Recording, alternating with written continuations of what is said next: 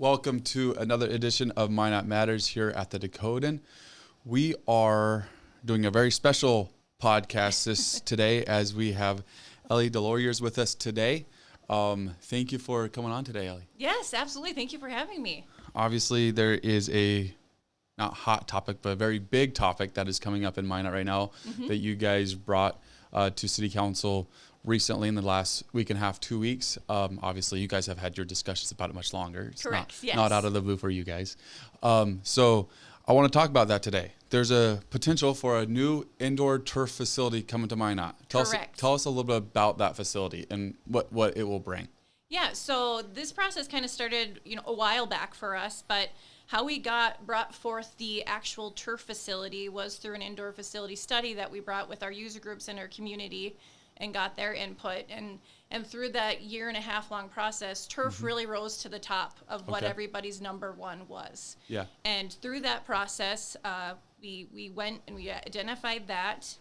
And then our board kind of met into a board retreat and really wanted to discover, how do we go from here? Like, what is our next step? And took a dive into our financials of how do we think we could even get there. So the turf facility was born. What we are looking at right now that we feel is the most feasible for our community is a standalone facility that would be out at our Mesa Arena site. Okay. And in that facility, we're proposing an elevated walking track and then a turf space. Okay. And some of the goals with that are really to have it user-friendly for all kinds of user groups. Of course, we're talking to our baseball groups. We're talking to our softball groups. We're talking with Prairie Grit. We're even talking to hockey boosters, daycare groups, just even our senior population of how can everybody get in here and enjoy this facility. You mentioned at one of the city council meetings that you guys currently opened the Armory. I think it's got to be happening. If it hasn't already happened, it'll happen soon in the winter season for some activities. And it sounds like that's very, very active. What were the numbers that you presented there? Yeah, it is a super popular spot for caregivers. But we open that in the wintertime. I think we open it December 2nd just because the weather's been so ideal. Right. But when we open that, we averaged anywhere from 60 to 90 kids and families. Yep. And so will the indoor turf facility, you mentioned some groups like that might be able to get access. Is the intention for stuff like that to be able to only grow in that facility? Absolutely. We talk about, I believe it was in 2019, the Eck rink at the Mesa went down. And we have a turf that we put in and out of that facility in the springtime. Okay. So we just kept that down that entire winter. Right. That was used just as much, if not more, than the rinks at that time. And we were able to do the fun zone out there. And we've had a really nice fall, but as you can imagine, in January, when kids get to run on what looks like grass, it's perfect for parents and caregivers and all the things. Yeah, absolutely. So let's go through some of the user groups that will be able to do it. Because, and I'll liken it to the Mesa, and correct me where I'm wrong, because I think right now the only basis that Minot has to go off of is how the Mesa is used. And that could be for better or for worse. That may be a very inaccurate representation. I don't know. Mm-hmm. So correct us where it's wrong. Basically, for the Mesa right now, we have a event at our church, and the Mesa is great to work with. It's in the evenings. We're able to reserve the rink, but we have to wait until hockey schedules are out, which makes sense. Hockey are are going to use the Mesa Arena a lot. Is that going to be the same kind of structure that would happen with the facility, where the user groups will have the first say or first ability to schedule, not first say, but the first ability to schedule, and then it opens up to public? How does that interaction work? I think that we're going to have to really think at the balance of that, because that's one of the things, as we've discussed through all of this, is making sure that there's opportunities for the general public to use that as well. And there's no doubt that will be a challenge. Yeah. I think the nice thing about this turf facility is it doesn't have to be one user group at one time. Okay. We're but we have proposed we can put it in quadrants. Okay. Where each can be sectioned off. So say it's even a birthday party or a church group coming in, and we can have them in one corner, and we could have a softball group going in the other corner, a baseball group, depending on the space requirements. Yep. It's really meant to be multiple use. We know we have one opportunity truly to get this done and get this done right, and we want to be able to make it as versatile as we can. Makes sense. Yeah, it seems like that's one of the biggest concerns that I've heard from it is, all right, neat, that is going to help user groups, as they're called. So by user groups, we're talking about the softball teams, the soccer teams, those types of groups is going to help those out great, but the community just ends up footing the bill. But it sounds like that is not the intention at all. It is not, and I can tell you, I think even as we've brought, we've had great boards in the past and new boards in, but I think it's been eye-opening for us through this process of making sure it's all ages, all abilities, and Prayer Grit has really opened our eyes to that and kind of taught us that this doesn't have to be expensive to make sure you're giving it an opportunity for everybody. Yeah. So that has been a priority. It's not everything has a ball or a puck or anything organized. We've learned through the Fun Zone, unorganized is probably the best. And through studies, it's the best form of play for a child's mind and everything else. So that is a priority with this. Right.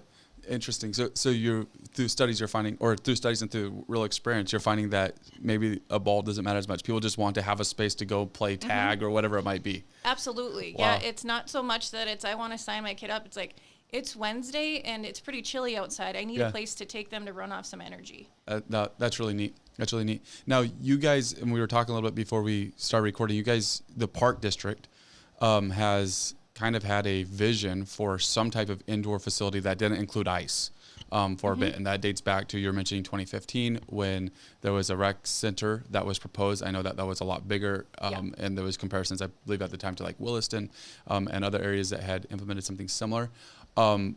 As you guys have prepared for this presentation, which is greatly scaled down, what is some of the feedback that you guys have done in your studies of why this is important for Minot now?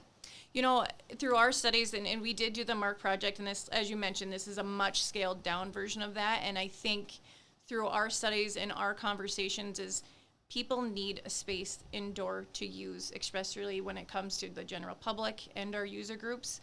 But also having when we talk about get down to the tax portion of it, a savings on that property tax as well. So, you know, if you want to dream big, which we really want to do at the Park District, there's a list of about 20 things that I think everybody in our community would want. But we've seen this as number one. We want to get this done, but there's also a whole other list that we would want to get completed. And a lot of that is maintenance things that we know aren't shiny and exciting, like parking lots and roofs, but they're a huge priority too, because it doesn't do us any good to have a beautiful new turf facility and have the roof at the auditorium leaking. Absolutely. We have to be able to balance and do both. So that's really what the study has brought to light for us, and just reminding us that it's important to grow, but we have to keep what we have nice as well.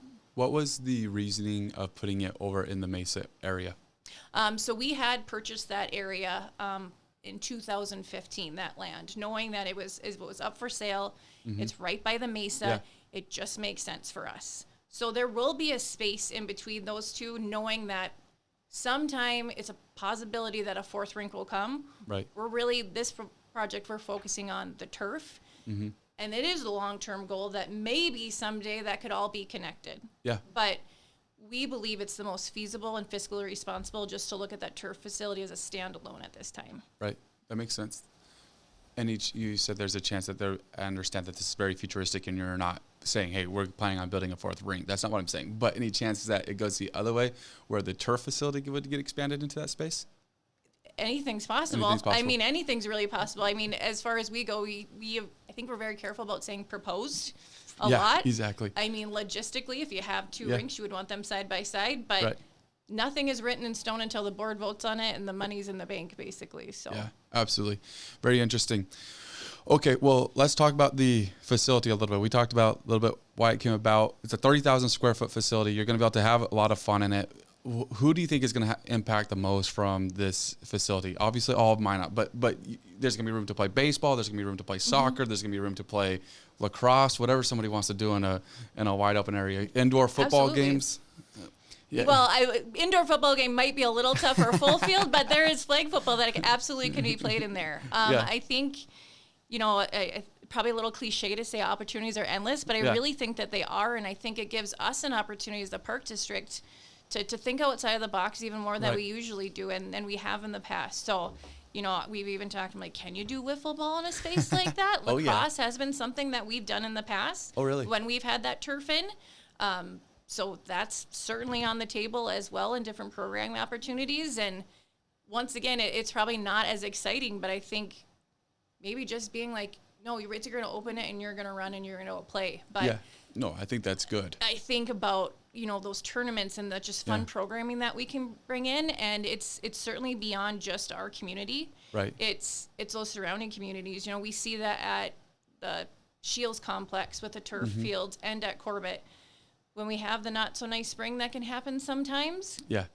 We get people from all over the area coming to use our fields just to get some games in. And, I think there will be some kind of an opportunity for some golf in there as well with netting and things like that, because we know those spring seasons can get a little rough around here. We love our 4 seasons, but it does happen. Well, you guys have a great golf simulator too. It's forgotten about. We do. Yep. In the upstairs of the auditorium.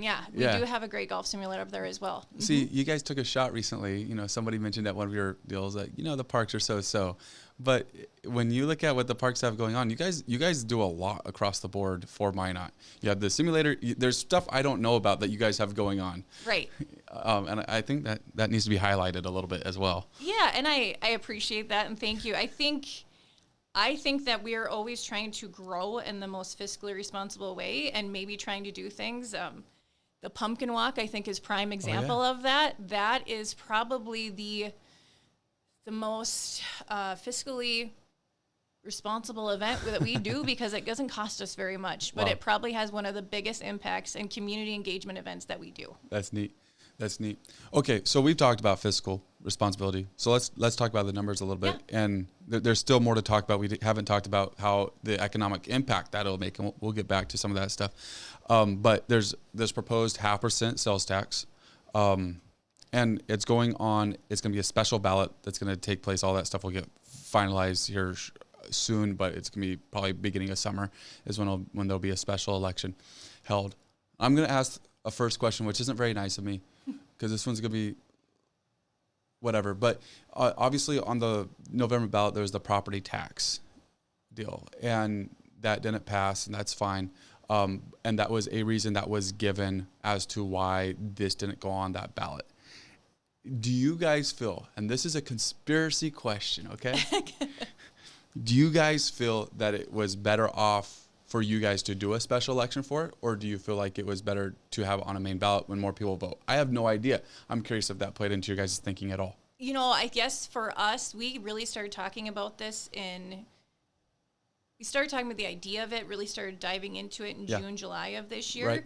It was at that point, if we would have put it on the ballot and property tax would have gone away, it would have kind of conflicted with our ordinance, the way it was written. Right. So for us, it made time to wait, so we knew exactly what we were asking of the people. So I totally understand the question, but I can honestly tell you it's just because we didn't really know what we were asking. And if when property tax was on the ballot, it was kind of like, well, we knew we were going to go for this, but it was going to look one way with property tax relief or without property tax relief. So that was really the only stipulation of why it wasn't on that ballot. Nope, that makes 100% sense. 100% sense. I don't know if I just made sense there, but that makes sense. But I feel like that is something that's like, oh, it's kind of weird. We just came out of election and now we're talking about having another one. And so that's why I wanted to ask that. Now, this 0.5% sales tax, a portion of it is going to go to actual property tax relief. Correct. And so that's neat. What is your guys' view at the park district, maybe with the park board? I know you can't speak for the entire board, but is that something that you guys are looking at more as far as generating revenue, looking more in a sales tax? I know your guys is unique. If the city did that, we'd have 15% sales tax and it would be outrageous, and you're paying for city services. But you guys are unique in that you guys actually do pull in a lot of people from outside of the area of Minot. You have more of those regional services. Is that something that you guys are looking at using sales tax more than property tax, or is it just an opportunity you guys saw? I think right now it's an opportunity that we see. I do think we can increase the amount of people coming into our community and buying things by our facilities. And I think even with this turf facility, when we talk about those opportunities and bringing people in. So at this time, this is a new opportunity for us. I would never say that I can't speak, like you said, for future boards, but I think this is our way of kind of diversifying our revenues coming in a little bit. And I think it does, if this is the way, depending on the way the voters go, it gives us kind of a little bit more of a push to start thinking, once again, outside of the box of what we can bring in. And it's not just about the turf facility. It's things that we should probably be working towards right now is even our trail system. Okay. You know, we have the Bison Trail. We have the outdoor rec trail that we just finished phase 2 of. And hopefully soon we're going to have our out at the Superfund site, out the Mesa Arena site as well, that the city owns. Well, there's a weekend trip for anybody in our area, Canadians coming down to, it's a great biking thing. So kind of working towards increasing those sales. And now our facilities get to have a piece of that to go back into them, maintain them, or improve them. Right. No, that's good. All right. So sales tax, there's going to, you guys have currently at your last meetings, you said that there was going to be a 5-year cap on you guys having the ability to have your mill levy where it's at, then you guys could vote to increase it. I'm not explaining that very well, but you have something you want to share on that.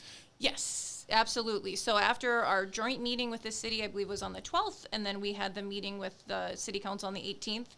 Then we had our board meeting last night. So I know that's a lot of meetings, but that's just how this works. Right. So what our board brought up last night was the fact that we are listening to our community members, our citizens, and some of the concerns of the city council was really focused on that 5-year cap.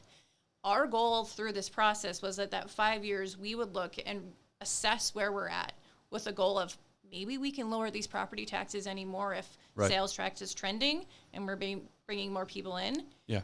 Well, after last night, our board decided, okay, we are going to actually extend this to 20 years. So the length of that bond we're assuming, that cap is going to go from 5 years to 20 years. Okay. And our board voted on that last night. So we'll bring that back to the city council on December 2nd. Okay. Very good. So that could kind of put away some of those fears of people hearing that you're going to have a 0.5% sales tax that will not go away. It's indefinite. And then in 5 years, you guys would have the opportunity to raise property tax back to where you guys had reduced it to its original amount. Basically, that should help kind of calm some of those fears that might come up. Absolutely. Yep. No, we heard that loud and clear, and our board decided to extend that a little bit just to give some people some comfort that we really are committed to lowering that property tax. It's got to be an uncomfortable thing for you guys to go in and be like, all right, we're going to take sales tax. Everybody's like, are you sure you want to do that? Because sales tax is unpredictable. It's not a really good revenue source. It could change next year. It could drop off by a lot of money, and you guys your budget would be, but have to put a cap on yourself. So that way people are like, we're not going to, it's kind of an uncomfortable spot, and it's a catch-22 because you guys did put a cap and you still took heat for it. Right. So it's kind of a bad deal. So, okay. Is there anything you want to add about property tax? I think we've talked enough about property tax. Let's switch to economic development. This is something, obviously, you guys aren't just trying to build a facility to make it better for the groups that are in Minot and for the community of Minot. This is actually something that has the ability to pull in tournaments, pull in other things. Are you guys anticipating there to be new tournaments that are not happening in Minot right now? Are there any ones that you guys are looking at that you're hoping to be able to bring to Minot? Give us some insight on that. Yeah, so I think it's certainly reaching out to our user groups and partnering up and sitting down and having some long conversations with them. As being a parent myself, I know that we travel around the state for kids and beyond that, and I think it's sitting down, having those conversations of, okay, what have been the barriers that you guys have that you can't bring those tournaments in? Right. So as we've talked about, this turf facility really is one of the main things we're talking about, but as we get further into this, we want to look at our facilities. You know, we have the beautiful no turf facility at Shields Complex, but we have some fields that need some work at that complex as well. And as we say, we do a lot of great things for the community, and I believe that we do. I think we're also the first to admit that we have facilities that need improvements and that need some TLC. And I think that through that process, and okay, so if we redid these fields, how many more tournaments do we think that we could bring in? Yeah. And how many more heads and beds, people at restaurants, shopping, all of those things. So I think it's really taking a deep dive look into that. But as I said before, it's looking at how we're marketing our facilities now. Okay. And okay, we are doing these facilities because we want great facilities for our citizens who have elected our board and who are paying, you know, the property tax. But how are we making sure that we're servicing everybody as well? Yeah, very good. Have you worked with Visit Minot on a study or on a prediction of how any tournaments that might be able to brought in, how much economic impact it might bring? We do. We work with Visit Minot pretty closely, and we've worked with them where we're still compiling some economic impact numbers that we want to go with, but we do work with them all the time. And honestly, before my position with Park District, I was actually at Visit Minot. There you go. I have a little bit different perspective of that as well, but they do a great job over there, and they are going to be a key component of this as we talk about bringing in more people from outside our community as well. I'm sure.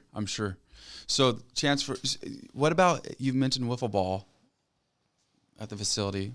Maybe it's time for us to, you've probably seen like a reel or something of the indoor and sometimes it's outdoor, but the tight fenced wiffle ball leagues and stuff like that. So it would have the opportunity to maybe have one of those in Minot? Possibly. I know we've even talked about that when we've had the turf at the Mesa. Like, there are very much niche groups like that we haven't had the opportunity to explore because we haven't had the space to do it. But how great would that be on a day like today, exactly. to have a space to go do that in? So I do think listening to not just those user groups, but people from inside our community with ideas like that. Right. Even, is there a way to do some kind of a mini disc golf with baskets and stuff like that? We will be restricted on space and somewhat. We're not going to have that full field, but I think there's another huge opportunity there as well. And I think one thing when we're talking about this too, when we talk about economic development, is I think this is beyond just economic impact. It's also retaining the great people that we have in Minot. Yeah. And when we talk about, and bringing people in and employees in, it used to be, I think people move somewhere specifically because of the job. And I know that's a big part of it. Don't get me wrong when I say this, but I think now more than ever, it's a family decision.